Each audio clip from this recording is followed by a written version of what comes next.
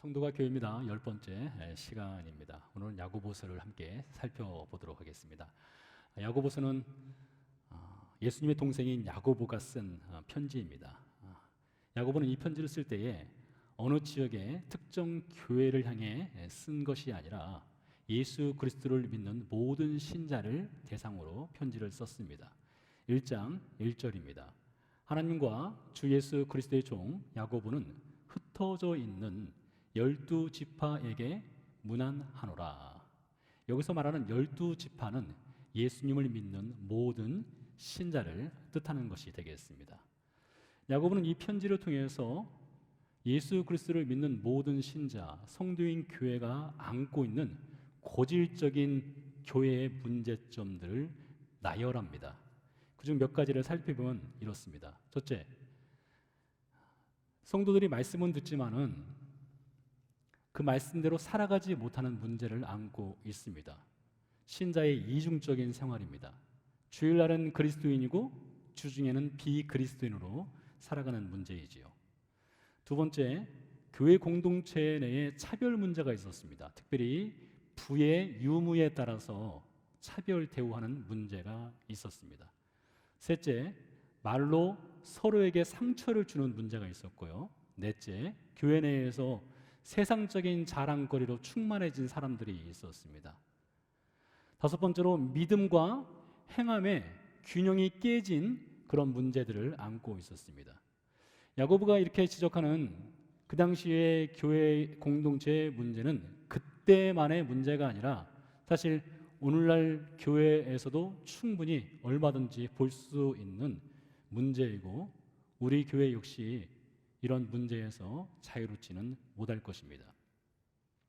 그래서 야고보는 이 신자의 신앙생활 가운데 있는 이런 여러 가지 문제점들을 해결하기 위해서는 믿음과 행함의 균형을 이루어야 한다는 말씀을 오늘 본문 말씀을 통해서 우리에게 가르쳐 주는데요. 한 절 한 절씩 보도록 하겠습니다. 18절 말씀입니다. 어떤 사람은 말하기를 너는 믿음이 있고 나는 행함이 있으니 행함이 없는 내 믿음을 내게 보이라. 나는 행함으로 내 믿음을 내게 보이리라. 이 말씀은 사실 간단합니다. 이 말씀을 풀어 말씀드리면은 어떤 사람이 믿음이 있다고 말하는데 행함을 나타내지 못하는 것입니다. 행함으로 그 믿음을 증명하지 못하는 사람이 있다는 것이고요. 어떤 사람들은 자신의 믿음을 행함으로 보여준다는 것입니다. 그러니까 믿음은 있는데 행함이 없는 사람, 믿음도 있고 행함이 있는 사람이 있다는 것이죠. 그러면서 야고보가 19절에서 귀신의 믿음을 얘기합니다. 귀신의 믿음. 19절입니다. 네가 하나님은 한 분이신 줄을 믿느냐? 잘 아는도다. 귀신들도 믿고 떠느니라. 야고보가 말하는 귀신의 믿음이라는 것은 하나님을 한 분이라고 고백합니다. 하나님의 한 분이신 것을 믿습니다. 그러나 그 믿음의 진정성을 보여줄 행함이 없는 사람들, 그런 사람들을 향해서 귀신의 믿음을 갖고 있는 사람들이라고 말하면서요, 20절에서 이런 행함이 없는 믿음을 가진 사람들을 향해서 허탄하다, 다른 말로 말하면 속이 비어 있다라고 말합니다.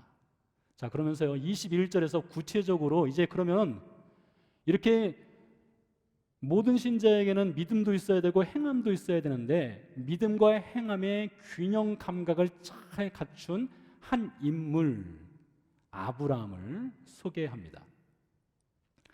창세기에 기록된 아브라함의 이야기를 살펴보면요, 창세기 11장 27절에서 시작해서 25장 10절까지 상당히 많은 분량을 아브라함 이야기가 기록되어 있습니다. 이 아브라함 이야기의 하이라이트, 여러분 무엇이라고 생각하세요? 아브라함 이야기의 최고봉, 그것은 바로 창세기 22장 이야기입니다. 창세기 22장에서 하나님이 아브라함을 불러서 말씀하시죠. 네 사랑하는 독자 이삭을 모리아 산에 가서 바쳐라. 그 이야기가 하이라이트입니다.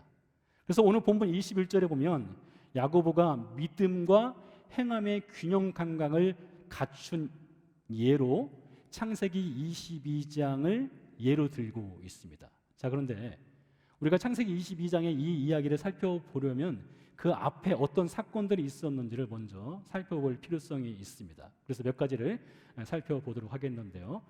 창세기 3장으로 한번 가보도록 하겠습니다. 창세기 3장에 가보면 우리가 잘 아는 아담과 하와가 타락을 하죠. 그리고 하나님께서 아담과 하와를 에덴 동산에서 추방시킵니다.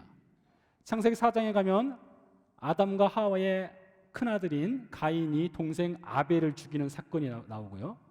그리고 같은 장에서 라멕이라고 하는 사람이 어떤 소년을 살해하는 사건이 등장합니다. 창세기 6장 유명한 사건이 있죠.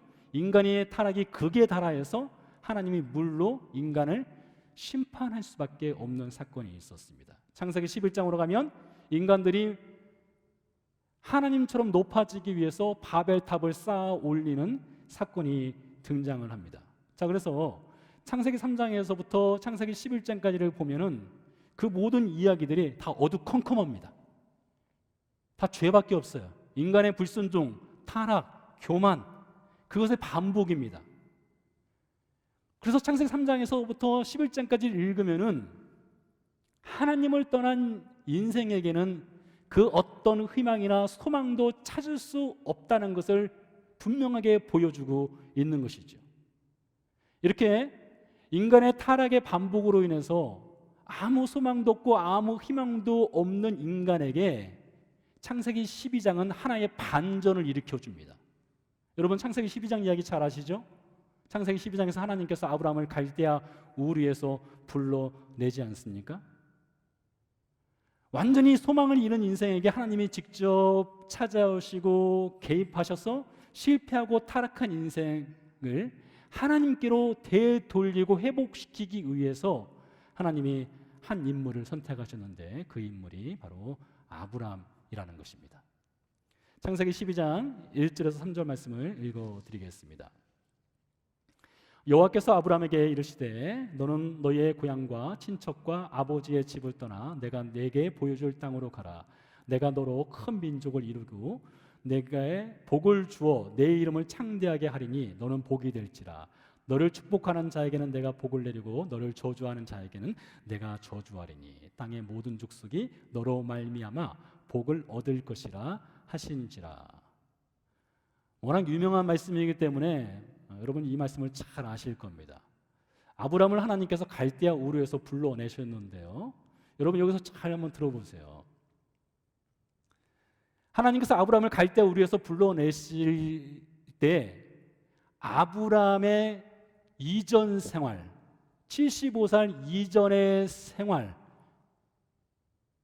그가 하나님으로부터 선택받아야 할 만한 어떤 조건을 이야기해주는 성경 구절이 여러분 있습니까? 창세기부터 시작해서 요한계시록까지 다 살펴봐도 아브라함이 하나님으로부터 선택받을 만한 그 어떤 선행 조건에 대해서 얘기하는 구절은 단 한 구절도 없습니다. 여호수아서 24장 15절 말씀을 읽어드리겠습니다. 만일 여호와를 섬기는 것이 너희에게 좋지 않게 보이거든 너희 조상들이 강 저쪽에서 섬기던 신들이든지 또는 너희가 거주하는 땅에 있는 아모리 족속의 신들이든지 너희가 섬길 자를 오늘 택하라. 오직 나와 내 집은 여호와를 섬기겠노라. 이 말씀은 여호수아가 죽기 전에 이스라엘 백성들에게 유언으로 남기면서 한 말씀입니다. 그 중에 너희 조상들이 강 저쪽에서 섬기던 신들, 여기서 말하는 너희 조상은 아브람과 아브람의 아버지 데라, 아브람의 전 가족을 말하는 것이 되겠습니다. 아브람을 포함한 것이죠. 아브람이 갈대아 우르에 살고 있을 때에 여호와 하나님을 알지도 않았고 섬기지도 않았다는 것입니다. 대신 돌과 나무로 깎아 만든 많은 신들을 아브람이 섬겼다는 것을 여호수아서 24장 15절이 증언을 하고 있습니다. 여러분 이 성경을 우리는 유대인이 아닌 우리는 이방인으로서 이 성경을 읽기 때문에 이 본문을 읽어도 아브라함이 전에 우상 숭배자였나 보다 이 정도로 혹시 읽을 수 있을지 모르겠어요. 그러나 유대인들은 굉장히 곤란한 본문이 바로 이 본문입니다. 우리 조상 아브라함이 믿음의 조상이라고 하는데 하나님을 믿는 믿음의 조상인데 그 믿음의 조상이 우상숭배하였다? 이것은 도저히 받아들일 수 없는 본문이죠. 그래서 고대시대부터 유대인들은 이 하나님이 말씀하신 여호수아서 24장 15절을 대체할 수 있는 다른 글들을 많이 남겨놨습니다. 아브라함이 하나님으로부터 선택받을 만한 그런 선행 조건을 갖추었기 때문에 하나님이 아브라함을 선택하였다는 글들을 남겨놓은 것입니다. 그래서 아브라함은 신실하였다, 믿음이 있었다, 경건하였다, 심지어 아브라함은 우상숭배를 하지 않았다, 우상숭배한 것을 파괴하였다, 하나님만을 섬겼다. 그래서 하나님이 아브라함을 선택하신 것이다. 이렇게 주장하는 글들을 많이 남겨놓았습니다. 사랑하는 성도 여러분, 바로 이것이 인간이 만든 종교의 대표적인 특성입니다. 세상 종교는요, 인간의 믿음이나 신뢰나 경건이나 노력이라는 선행 조건을 전제로 하여 신들이 인간을 선택하고 인간에게 복을 주든지 화를 주든지 한다는 것을 증언합니다. 그러나 기독교는 전혀 그렇지 않습니다. 기독교는 처음부터 인간은 안 된다, 인간은 실패했다, 인간에게는 소망이 없다, 인간에게는 희망이 없다는 것부터 출발하는 것이 기독교입니다. 그래서 기독교는 창세기 3장에서 11장을 인간 실패의 장으로 보고, 인간이 실패해서 인간이 할 수 없기 때문에 하나님이 직접 개입하셔서 선행 조건을 전혀 갖추지 아니한 그 한 인생 아브라함을 선택해서 하나님께서 인간 역사를 회복시키려 한다라는 것을 증언한다는 것입니다. 따라서 로마서 3장 20절에서 의인은 없나니 하나도 없나니, 이 말씀에 누구도 포함될까요? 저도 포함되고 여러분도 포함되지만 아브라함 역시 포함되는 것입니다. 아브라함이 의인이어서 하나님이 부르신 것이 아니라 아브라함이 죄인이었기 때문에 그를 하나님께서 부르셨다는 말씀입니다. 하나님이 콕 집어서 갈대우리에서 빼내신 것입니다. 출애굽기 14장 13절로 가보도록 하겠습니다. 모세가 백성에게 이르되 너희는 두려워하지 말고 가만히 있어서 여호와께서 오늘 너희를 위하여 행하시는 구원을 보라. 너희가 오늘 본 애굽 사람을 영원히 다시 보지 아니하리라. 자, 이 장면은요, 이스라엘 백성들이 출애굽을 해서 홍해 앞에 섰을 때의 장면입니다. 바닷물이 넘치고 그리고 파도가 치고 있고요, 뒤에서는 애굽의 바로가 이끄는 군사들이 말을 미친 듯이 몰면서 이스라엘을 추격하고 있습니다. 앞에는 바다가 있고 뒤에는 애굽 군사들이 있습니다. 앞으로 가도 죽고 가만히 있어도 죽을 수밖에 없는 그런 상황입니다. 자, 어떻게 해야 되겠습니까? 이스라엘 백성들이 바닷속으로 뛰어들어야 될까요? 혹 저들이 물을 퍼낸다 한들 바다를 건널 수 있겠습니까? 불가능한 상태입니다. 이때 하나님께서 이스라엘 백성들을 향해서 너희가 나를 먼저 믿으면 내가 이 바다 건너게 도와줄게. 너희의 믿음의 수치를 보여줘라. 너희 믿음이 강하면 바닷길을 완전히 열어주고, 믿음이 반만 있으면 반만 열어주고, 믿음이 없으면 바닷길 안 열어주마. 이렇게 하셨나요? 그렇지 않죠. 모세가 말합니다. 너희는 가만히 있어라. 너희는 가만히 있어라. 구원은 하나님이 직접 그분의 힘과 그분의 능력으로 홀로 행하시는 것이다. 이러면서 바닷길을 하나님이 믿음과 상관없이, 선행 조건 없이 바닷길을 열어주셨습니다. 이처럼 하나님이 은혜를 부어주실 때는 단 0.1%도 인간에게 그 어떤 조건을 요구하지 않으시는 것입니다. 만일 어떤 조건이 충족되어서 하나님이 은혜를 부어주신다면 그것은 은혜가 아닌 것입니다. 값으로 산 것밖에 되지 않는 것입니다. 인간에게 자랑거리가 될 수 있는 것입니다.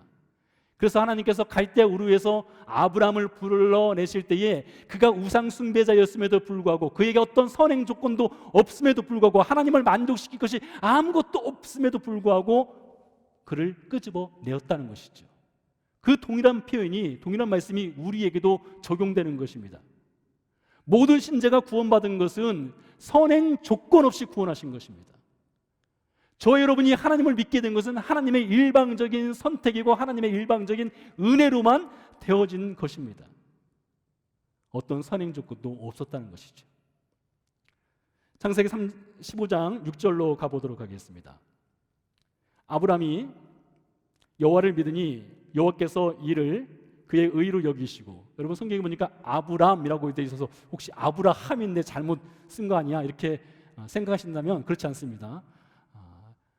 원래 아브라함의 이름은 아브람이었습니다. 창세기 17장에 가서 하나님께서 아브람을 아브라함으로 바꿔 주신 것이죠. 자, 15장에 하나님께서 아브람에게 나타나셨습니다. 그때 아브람이 하나님께 물어요. 하나님, 저한테 약속하셨지 않습니까? 자식 주시겠다고 약속했잖아요. 언제 주십니까? 라고 물었습니다. 그래서 하나님께서 아브람의 손을 잡고 밖으로 나가서 밤에 뭇별을 보여주었습니다. 별을 보여주면서 아브라함아 봐라, 이 별들 보이지? 이렇게 무수히 많은 별들처럼 너희 자손을 내가 창대하게 할 거야. 너에게 내가 반드시 자식을 줄 거야. 이렇게 말씀을 해 주셨습니다. 그때 아브라함이 하나님의 말씀을 듣고 여호와를 믿었습니다. 그 말씀을 아브라함이 여호와를 믿으니 여호와께서 이를 그의 의로 여기시고 라고 기록을 한 것입니다. 자, 여기서요, 여기시고라는 단어에 한번 주목을 해보시기 바랍니다. 여기시고는 국어사전으로 보면 그 정의가 인정하신다, 생각하신다라는 뜻입니다. 그러니 그것을 적용하면 여호와께서 이를 그의 의로 인정하셨다, 그의 의로 생각하셨다, 이렇게 생각할 수 있겠죠. 자, 그런데 성경에서 말하는 여기신다라는 표현은 인정한다, 생각한다, 그 정도의 의미가 아닙니다. 그거보다 훨씬 더 깊은 의미가 있어요. 자, 지난 시간에 우리가 빌레몬서 말씀을 들었습니다. 바울이 빌레몬에게 편지를 쓰면서 말하죠. 오네시모가 당신에게 너에게 빚진 것이 있으면 내가 대신 갚을 테니 나한테 빚진 것을 청구하라 했죠. 자, 그러면 오네시모는 자기가 한 것이 아무것도 없음에도 불구하고 수혜를 받는 겁니다. 은혜를 받는 거예요. 오네시모가 빚을 갚지 않아도 대신 갚아줄 사람 바울이 있는 것입니다. 여기셨다는 표현이 바로 그 표현입니다. 여기셨다는 표현은 아브라함이 이미 말씀드린 것처럼 아무것도 한 것이 없음에도 불구하고, 선행 조건이 없음에도 불구하고 하나님이 무조건적으로 그의 마음 가운데 믿음의 씨앗, 의로움의 씨앗을 심어주신 것입니다. 봄철이 되니까 이제 여러분들 가운데 이제 텃밭을 가꾸시는 분들 계시겠죠? 여러분 텃밭에 여러분 씨앗 뿌리지 않습니까? 하나님이 그 씨앗을 뿌린 거예요. 아브라함에게 믿음의 씨앗을 하나님이 직접 뿌린 것입니다. 아브라함은 밭이에요. 아무것도 한 것이 없습니다. 씨앗을 하나님이 뿌리신 거예요. 무슨 씨앗을요? 믿음의 씨앗을 뿌리시고 의로움의 씨앗을 하나님이 직접 뿌리신 것입니다. 이어서 하나님이 아브라함에게 말씀하십니다. 창세기 15장 7절 말씀입니다. 또 그에게 이르시되 나는 이 땅을 내게 주어 소유로 삼게 하려고 너를 갈대아인의 우르에서 이끌어낸 여호와니라. 자, 이 말씀은 창세기 12장에서 하나님이 아브라함에게 주신 땅에 관한 약속을 다시 한번 반복하셨는데요. 그러자 아브라함이 묻습니다. 이 땅을 내 소유로 준다는 것을 무엇으로 알 수 있겠습니까? 자, 그러자 하나님께서 아브라함에게 명령을 내렸어요. 3년 된 암소, 3년 된 암염소, 3년 된 순양, 산비둘기, 그리고 집비둘기 새끼를 준비해와라 했습니다. 이렇게 짐승들을 준비해오라고 한 이유는 하나님이 아브람과 자식에 관한 약속, 땅에 관한 약속을 주신 것을 이제 사인을 해서 내게 확증시켜 주겠다, 계약서에 사인하기 위해서 짐승들을 준비해라, 이렇게 하신 겁니다. 그 당시의 상황을 좀 설명할 필요성이 있겠는데요. 여러분 고대 시대 당시에는 지금은 옛날에는 도장을 찍거나 손도장 찍거나 사인해서 이렇게 계약서에 사인하지만은 옛날에는 그렇지 않았어요. 옛날에는 짐승을 가지고 계약식을 했습니다. 계약 당사자들이 어떤 계약이나 언약, 약속을 할 때에 짐승들을 준비합니다. 그리고 짐승을 반으로 갈라요. 죽여서 자르는 것이죠. 자르고 그 갈라진 짐승 사이를 계약 당사자들이 지나가는 것입니다. 그렇게 하듯이 하나님께서 아브라함에게 짐승들을 준비하라고 하는 것이에요. 자, 이제 아브라함이 짐승들을 가져왔습니다. 그리고 짐승들을 죽였어요. 그리고 그 짐승들을 반으로 갈랐습니다. 창세기 15장 17절입니다. 해가 져서 어두울 때에 연기나는 화로가 보이며 타는 횃불이 쪼갠 고기 사이로 지나더라. 자, 짐승을 쪼갠 다음에 아브람도 지나가지 않고 하나님도 지나가지 않았는데 뭐가 지나갔는가 하면 횃불이 쪼갠 고기 사이로 지나갔다라고 되어 있습니다. 여기서 말하는 횃불은 그냥 단순히 그 불을 밝히는 횃불이 아니라 하나님을 상징하는 것입니다. 그러니까 횃불을 상징하는 그 하나님께서 쪼갠 고기 사이로 이렇게 지나가신 거예요. 왜 하나님께서 그 쪼갠 고기 사이로 지나갈까요? 고기를 쪼갠다는 것은, 짐승을 쪼갠다는 것은 어떤 의미가 있는가 하면, 만약에 계약을 한 사람이 그 계약을 파기했을 때, 약속을 이행하지 않았을 때에 그 계약한 사람은 마치 쪼개진 고기처럼 스스로 파멸한다는 것을 상징적으로 보여주는 것이 고기를 쪼개는 것입니다. 자, 그 가운데 하나님이 직접 그 쪼개진 고기 사이로, 짐승 사이로 지나가셨어요. 그것은 무엇을 상징하는 것입니까? 만약에 하나님이 아브라함에게 주신 그 자식에 관한 약속, 땅에 관한 약속을 하나님이 지키지 아니하시면 하나님이 인생처럼 스스로를 파멸시킨다. 그 정도로 하나님은 약속을 철저히 지키시겠다는 것을 보여주는 장면이 창세기 15장 17절입니다. 그래서 하나님께서 그 약속대로 땅도 주시고 아들 이삭도 주셨지 않습니까? 자, 그런데요, 여러분, 하나님이 이렇게 쪼개진 짐승 사이로 지나가면서 당신이 약속하신 것을 이루시겠다고 하는 이 표현을 하신 것은 단순히 이삭을 주겠다, 땅을 주겠다, 그것만을 말한 것이 아닙니다. 아브라함에게 뭔가 더 한 단계 깊은 것을 암시적으로 보여주는 것입니다. 그것이 무엇일까요? 그것이 바로 하나님의 아들 예수님을 짐승을 반으로 쪼개듯이 십자가에 매달려 죽게 하실 것을 미리 보여주시는 것입니다.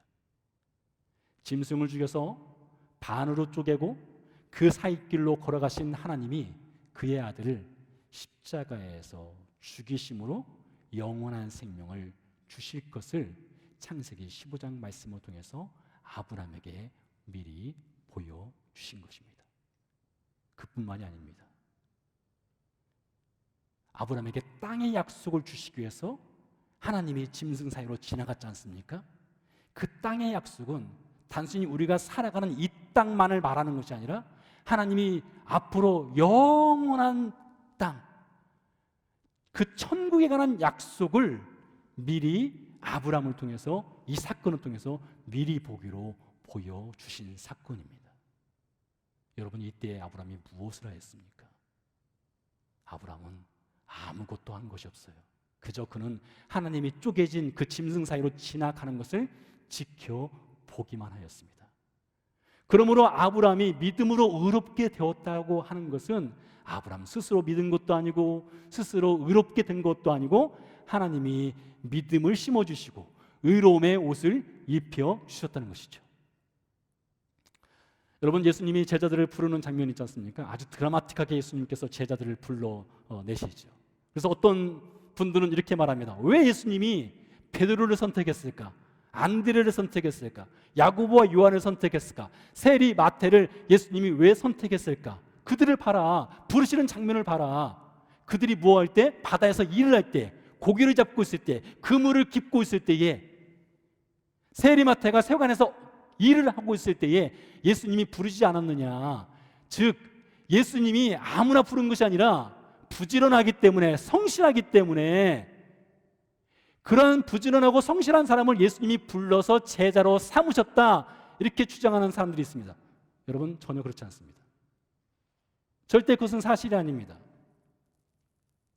예수님께서 제자들을 부르실 때에 선행하는 조건, 그들에게 뭔가 부지런함이 있어서, 성실함이 있어서, 뛰어남이 있어서 그들을 부르신 것이 아니란 것입니다. 예수님의 마음을 흡족해 할 만한 제자들의 무언가 있기 때문에 부르신 것이 아니란 것입니다. 어떻게 부르셨어요? 일방적으로 조건 없이 부르신 것입니다. 선택하신 것이에요. 그 사람들의 믿음을 본 것이 아닙니다. 선행 조건을 보신 것이 아닙니다. 그저 예수님의 은혜로 불러주신 것입니다. 사랑하는 성도 여러분, 이것이 바로 하나님이 주시는 완벽한 구원의 모습입니다. 구원이 어떤 선행 조건에 충족이 있거나 하나님을 만족시켜서 받는 것이 아니란 것을 아브라함의 사건을 통해서 계속해서 성경 곳곳에서 보여주고 있고, 제자들을 부르시는 장면에서도 보여주고 있는 것이란 것이죠. 하나님이 일방적으로 선택하신 구원이기 때문에, 하나님이 일방적으로 선택하신 그 부르심이기 때문에 그 무엇도, 그 누구도 하나님이 선택하신 그 구원을 파기하거나 없앨 수가 없습니다. 되돌이킬 수가 없어요. 그런 여러분, 우리 신자의 구원이 얼마나 확실합니까? 여러분의 어떤 조건이 여러분의 구원을 이루어가는 것이 아니라 하나님이 일방적으로 선택하셨기 때문에 여러분의 구원은 흔들림이 없다는 것입니다. 근데 문제는 무엇입니까? 문제는 신자가 이렇게 구원받은 이후에 하나님의 은혜로 구원받았음을 자꾸만 잃어버리는 것입니다. 그리고 내가 구원받을 만한 무슨 선행 조건이 있지 않았을까를 찾는 것입니다. 이것이 문제라는 것이에요. 그래서 우리가 지난 시간에 갈라디아서를 통해서 이미 배웠지 않습니까? 바울이 다른 복음을 전하는 사람들, 구원 플러스 무엇인가를 전하는 사람들에게 하나님의 저주를 받을지어다, 천사들일지라도 저주를 받을지어다, 그렇게 말하는 이유가 무엇입니까? 하나님의 구원을 흔드는 기 때문에 그래요. 그래서 야고보는 21절에서 22절 사이에서 그 어떤 선행 조건도 없는 하나님이 이루시는 완벽한 구원의 모습을 보여줍니다. 21절, 22절입니다. 우리 조상 아브라함이 그 아들 이삭을 제단에 바칠 때에 행함으로 의롭다 하심을 받은 것이 아니냐. 내가 보거니와 그 믿음이 그의 행함과 함께 일하고 행함으로 믿음이 온전하게 되었느니라. 참 오해의 소지가 많은 구절이 이 구절입니다.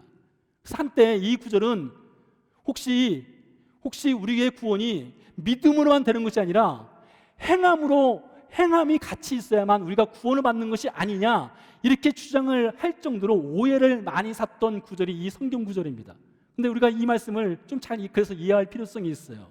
그래서 제가 여러분에게 말씀을 드리는 것입니다. 하나님이 어떤 선행 조건도 없이 아브라함을 부르셨고, 어떤 선행 조건도 없이 예수님이 제자들을 부르신 것처럼 우리를 구원하실 때 어떤 선행 조건도 없이 어떤 행위를 보지 않고 우리를 구원하셨다는 것을 전제로 여러분에게 말씀을 드리는 것입니다. 어느 날 하나님이 아브라함을 부르셨습니다. 그리고 말씀하셨습니다. 네 사랑하는 독자 이삭을 내가 지시하는 산 모리아산, 지금의 예루살렘입니다. 모리아산에 가서 바쳐라 했습니다. 아브라함이 다음날 일찍 일어나서 종들과 나귀를 끌고 번제에 쓸 나무를 짊어지고 이삭을 데리고 모리아산으로 갔습니다. 3일 길을 걸었습니다. 산 위에 올라갔습니다. 제단을 만들었습니다. 이삭을 결박해서 제단 위에 뉘었습니다. 칼로 내려 치려 했습니다. 그때 천사가 하늘에서 아브라함아 아브라함아 불렀습니다. 아브라함의 칼을 막았습니다. 그리고 이삭 대신에 순양을 잡아서 제사를 드리게 했습니다. 이삭이 살아났습니다. 여러분, 이때 아브라함이 어떤 생각을 했을까요? 이삭이 살았으니 천만다행이다, 뭐 그런 생각할 수도 있었겠죠. 하나님의 시험을 믿음으로 통과했으니 100점 맞았다, 뭐 이런 생각도 할 수도 있겠죠. 과연 아브라함은 이때 어떤 생각을 하였을까요? 그 답을 요한복음 8장 56절이 주고 있습니다. 읽어드리겠습니다. 너희 조상 아브라함은 나이 때 볼 것을 즐거워하다가 보고 기뻐하였느니라. 여러분, 이 말씀은 예수님이 아브라함 시대로부터 2000년 뒤에 유대인들에게 하신 말씀입니다. 뭐라고 하셔요? 아브라함이 예수님의 때를 보았고 기뻐하였다. 예수님 말씀이에요. 이렇게 말씀하셨습니다. 연대기적으로 본다면 말씀드린 것처럼 아브라함은 예수님보다 2000년 전인데 어떻게 아브라함이 예수님을 미리 볼 수가 있겠습니까? 그게 가능할까요? 예, 가능합니다. 언제요? 창세기 22장에서 가능합니다. 이삭을 제단에 묻고 칼을 들어 내려치려는 순간 하늘의 천사가 아브라함을 막았습니다. 그리고 나서 성경에 보면 아브라함이 눈을 들었습니다. 눈을 들어서 주변을 살펴보니 숯불에 걸린 수양 한 마리를 발견하게 됩니다. 아브라함이 그 수양을 이삭을 대신해서 하나님께 희생제물로 바쳤습니다. 아브라함이 본 것은 분명 수양이었습니다. 순양이었어요. 하나님은 그 순양을 이삭 대신 희생시킴으로 아브라함에게 무엇을 보여줬을까요? 무엇을 보게 했을까요? 장차 아브라함을 위해서, 장차 이삭을 위해서, 장차 구원받아야 될 하나님의 백성을 위해서 오실 메시아의 죽음을 미리 보여주는 장면이 바로 이 장면입니다. 그리고 그것을 믿게 하셨습니다. 이것이 바로 예수님이 말씀하신 아브라함이 나의 때를 보고 기뻐하였다로 연결되는 것입니다. 예수님의 말씀대로 아브라함은 단순히 아들 이삭이 죽지 않은 것으로 기뻐하고 즐거운 것이 아닙니다. 그에게 영원한 생명을 주실 분, 그의 아들 이삭에게 영원한 생명을 주실 분, 아브라함과 이삭을 대신해서 장차 오셔서 죽게 될 메시아 예수 그리스도를 그 수양을 통해서 미리 보고 기뻐하고 감사하고 즐거워하였다는 것입니다. 예수님 시대로부터 2000년 전 인물이 아브라함이 수양을 통해서 예수님을 미리 보았다면, 예수님 시대로부터 2000년 이후의 삶을 살아가고 있는 우리 역시 마찬가지로 아브라함과 동일하게 예수님의 십자가를 보았습니까? 예수님을 만났습니까? 전혀 그렇지 않음에도 불구하고 하나님이 미리 예비하신 그 구원의 은혜를 우리가 만나게 된 것입니다. 아무 조건 없이요. 아무 선행의 조건 없이요. 그래서 성경은 일관되게 단 한 번도 예외 없이 일관되게 인간의 어떤 선행의 조건 없이 구원을 이루시고 만들어 가시는 하나님의 은혜를 말씀하시는 것입니다. 에베소서 2장 8절이 9절이 그 말씀을 증언합니다. 너희는 그 은혜에 의하여 믿음으로 말미암아 구원을 받았으니 이것은 너희에게서 난 것이 아니요 하나님의 선물이라. 행위에서 난 것이 아니니 이는 누구든지 자랑하지 못하게 함이라. 여러분, 이 말씀이 얼마나 분명합니까? 은혜로 인하여 믿음으로 말미암아 구원을 받았다. 너희가 한 것이 아니다. 하나님의 선물이다. 행위로 한 것이 아니다. 자랑하지 마라. 얼마나 분명합니까? 그래서 야고보가 흩어진 교회에게 말하고자 하는 그 믿음과 행함의 균형 잡힌 신앙생활에서 믿음은 이미 주어진 것입니다. 이미 선물로 우리에게 주어진 것이에요. 의로움은 이미 우리에게 주어졌습니다. 아무 선행 조건 없이 아브라함을 불러내시고 이삭을 살리시고 희생제물 대신에 수양을 바치게 하신 하나님께서 이미 믿음을 주셨어요. 의로움을 주셨어요. 야고보 시대에 흩어진 교회 모든 신자에게도 동일하게 하나님께서 같은 은혜를 주셨습니다. 우리 시대를 살아가는 저와 여러분에게도 동일하게 같은 선행 조건 없는 은혜를 주셨습니다. 이 믿음은 이미 주셨어요. 이제 남은 것은 무엇입니까? 행함입니다. 행함. 그것은 곧 구원 그 이후에, 믿음 그 이후에, 의로움을 받은 그 이후에 어떻게 살아가고 있느냐, 그것을 야고보가 묻는 것입니다. 구원받기 위해서, 의롭다 인정받기 위해서 무엇을 해야 하는가에 대한 고민이 아니라 무슨 행함이 있어야 내가 구원을 완성시켜 갈까에 대한 숙고가 아니라 구원받은 이후에 어떻게 살아가고 있는가에 대한 숙제를 오늘 야고보가 우리에게 던지는 것입니다. 이렇게 구원받은 이후에 어떻게 살아가야 할지에 대해서 에베소서 2장 10절에서 이렇게 증언합니다. 우리는 그가 만드신 바라 그리스도 예수 안에서 선한 일을 위하여 지으심을 받은 자니 이 일은 하나님이 전에 예비하사 우리로 그 가운데 행하게 하려 하심이니라. 구원 그 이후에 예수 그리스도 안에서 선한 일을 하도록 우리를 새롭게 그 born again 해 주셨다는 것입니다. 이제 그래서 우리 그리스도인에게 남겨진 것이 무엇입니까? 은혜로 받은 구원, 은혜로 받은 이 믿음, 은혜로 받은 이 의로움을 생활 현장 속에서 사람들에게 어떻게 행함을 통해서 보여줄 것인가, 그것을 좀 고민하라 이것입니다. 그래서 야고보가 묻는 것이에요.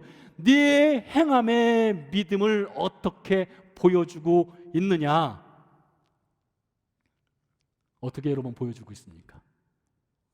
에베소 4장으로 가보도록 하겠습니다. 에베소 4장 2절 3절입니다. 한 가지 예로서 행함의 믿음을 보여주는 것입니다. 모든 겸손, 겸손해라 이것입니다. 온유, 온유해라 이것입니다. 오래 참아라. 사랑 가운데서 서로 용납해라. 평안에 매는 줄로 성령이 하나 되게 하신 것을 힘써 지키라. 오늘 야고보서에서요, 야고보는 어떻게 우리가 은혜로 받은 이 구원의 믿음, 의롭게 된 것을 사람들에게 구원 이후의 삶을 보여줄 것인가에 대해서 말씀을 들은 대로 행하라. 서로 차별하지 마라. 자신의 혀를 다스려라. 세상에 헛된 것을 쫓는 것을 자랑하지 마라. 인내해라.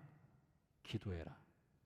이런 행함을 통해서 구원 이후에 믿음을 사람들에게 행함으로 보여주어라.